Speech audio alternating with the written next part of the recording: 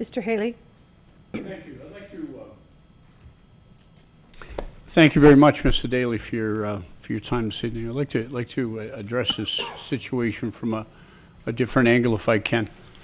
Paymentus Corporation is going to be the vendor of choice now, correct?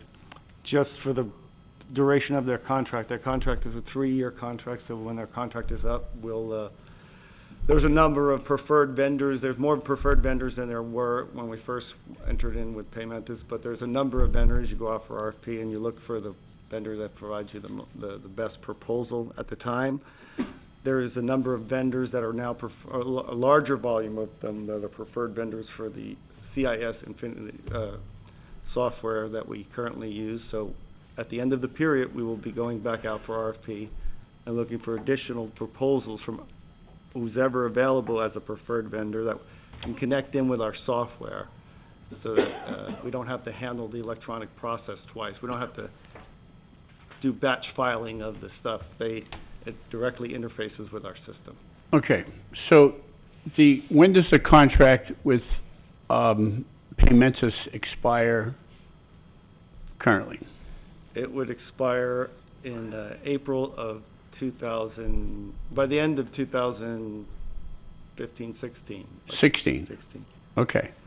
Now, By the end of the fiscal year. yes, sir, I get that. I get that.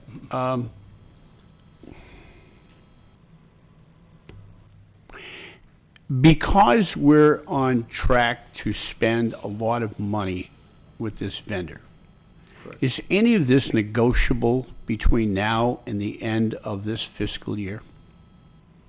No, we've been working with the city attorney on little minor stuff, but the contract is, we have a contract and that is what the contract is. Well, if that's what the contract is, that's fine. The answer is no, you cannot. We've asked this question point blank of our city attorney, and there is no, contracts are contracts. Once they're entered into, you can certainly Okay. break the contract, but No, we're not it going would to be do a very, we're not- it would be a very painful process. That's more painful than I care to discuss right now. Speaking of attorneys, I'm going to use a real favorite word of attorneys, foreseeable. Was this foreseeable, going from, No, we did not anticipate, obviously, we did not anticipate this kind of volume or outpouring of people. When we first turned on the site, we thought more people would be interested in being able to look at their bills than actually signing up for the services. Our intent was to shut down the old city stores, the older website that didn't interface, that took another manual step to get that data into our system, and convert those over, and then as the service grew, we would figure it would grow organically, but slowly. It grew exponentially. I mean, over 5,000 people joined in a few short months when we first turned the website on. That's a significant change in people's habits without any actions by us. It wasn't like we offered incentives or rewards or anything. They did it all on their own. We opened the website, made it available, and over 5,000 people switched the way they paid their Okay. bills. They probably were using mail-in checks for the most part.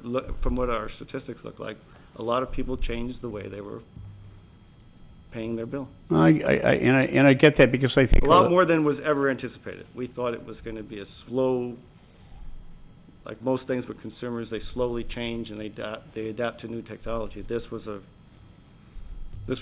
been something they were waiting for a while, because a lot of them were in the wings. Okay, so our fair city is on the cutting edge, which is a good thing to say.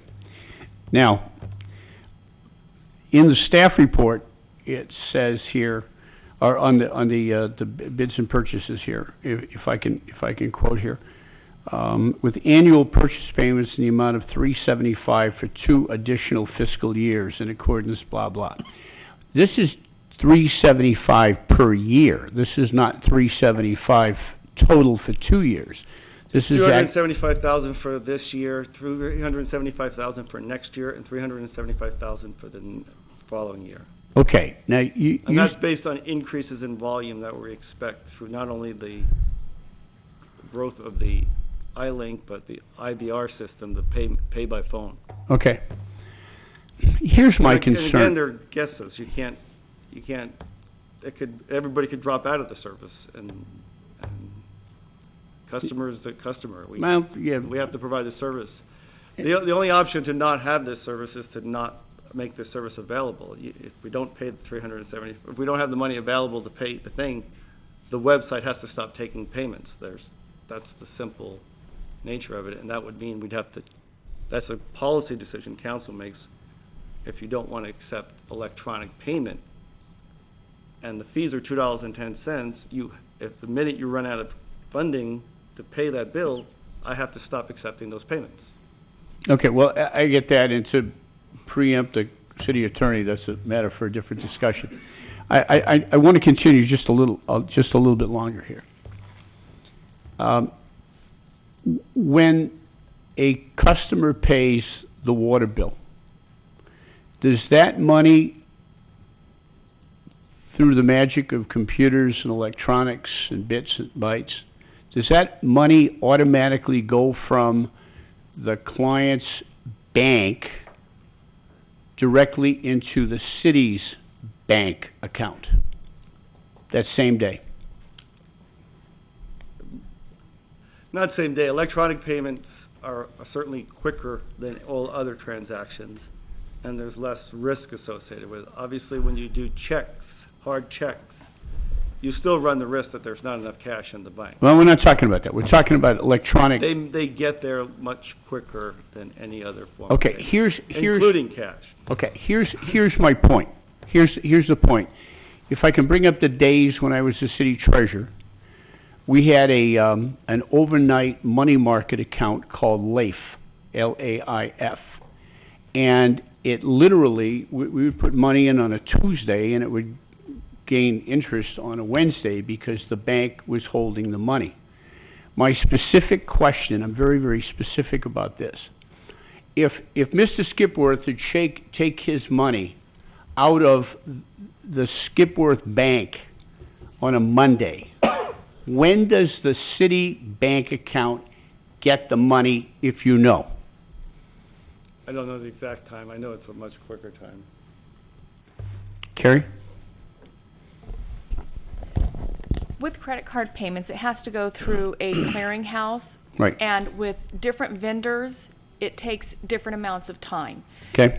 With electronic payments, if we were to receive, say, 5,000 in payments, in tomorrow's bank account, we would not see an exact 5,000 in our bank account because of that clearing.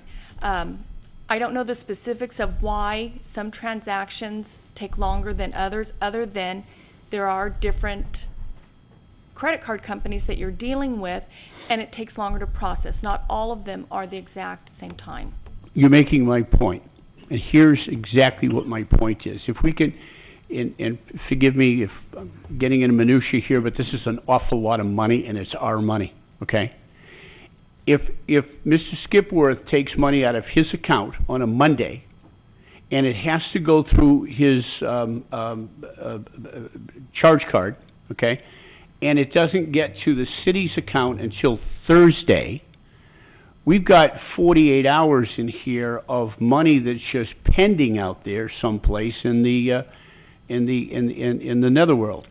The problem is that if we, as a city, can make money on LAIF, I'm sure that, no, I'm not sure, I would imagine that the charge card company is also making money on it, plus the fact that we're paying them an additional $375 per year.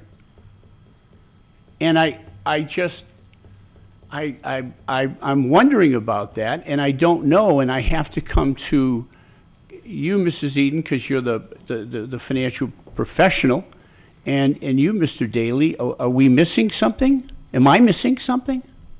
No, you're not missing anything. That what we're paying for our fees aren't any different than whether you sell dresses or sell water, you're still paying these fees.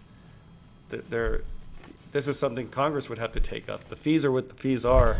And sure, you're right, they probably hold various companies. I'm sure the more upstanding ones give up the money as quickly as they can, and the rest of them hold on to it as long as they can for short-term gains and the stuff. But this is this is the financial system of the United States, not something we've created. We're just working. If Transfirst and Paymentus have the same types of fee structure, the reality is this is the fee structure that's available in the market, and that's Okay, really- you know what? There's nothing we can. I mean, we could get out of electronic payments, but that's a policy decision. No. I don't want to get out of electronic payments. What I want to get away from is I want to get away from our money being held in suspense someplace, okay, and us excuse my language, my lack of proper English. But what I'm concerned about is that when Mr. Fox, our city treasurer, puts money in LAIF, he gets money overnight. He gets, okay, in a city account. Why can't we do the same thing? Because it seems like a double whammy. One, we're losing the time value of money, and two, we're paying $375 a year. With these contracts, there's a fee schedule, and depending on the type of credit card, there's a different fee associated with that. A Visa card will have one fee, MasterCard another fee, American Express being the most expensive. So for American Express, maybe being the most expensive fee that we have to pay when we accept that type of credit card at the city, that money may be deposited the quickest in our account. So we're not losing the interest that we would have earned if it was in our bank account. So those fee structures and the schedule kind of coincide with the timing that that's all deposited. But we have not watched a single transaction go through the system, so to speak. We have a fee schedule for the various types of credit cards that we do accept. And based on those transactions, that is how much we are charged. And depending on the decision that the consumer or the customer uses, that is what the fees are coming up to. Okay, I understand that. Here's my issue, like in all my issues. This money belongs to the citizens of Corona. And if you go to a store and you buy a football, I really don't care when Big Five gets their money, or I don't really care. I just want my football, and I want to pay for it. But when I take a look at how many millions of dollars are in suspense, and having a little bit of knowledge about the LAIF program, I'm just kind of wondering, maybe we should end this because we'll be here forever. But there's two issues that I want to address. First is, you kept bringing up LAIF, Local Agency Investment Fund. Those of you who don't know what he's talking about. And I think it's a very poor comparison because that is our investment. That's our money, our cash. We better get it in 1 day's notice. We better be able to know what every penny, because that's our money like we're putting it in a bank. So it's not a comparison of a credit card charge and getting that money back. There's a big difference in my book, so the comparison's way off. And you can go to your bank right now and know exactly what you have in your bank account. Less money when your credit card or electronic debits have not come in. So you actually get the float as an individual. So credit cards and electronic debits are not as compared to LAIF, which is your actual cash on hand. So I just have to ask, okay, this is part of a different discussion, I believe. I know, I just wanted to correct so the Okay. public knows that LAIF is what it was, is Local Agency Investment Fund, so they know that's our money, Yeah. like a bank account that's with the state pool. That's very important contact that Dick, I don't want to get in an argument and have you speaking back and forth. We've dragged this on a half an hour.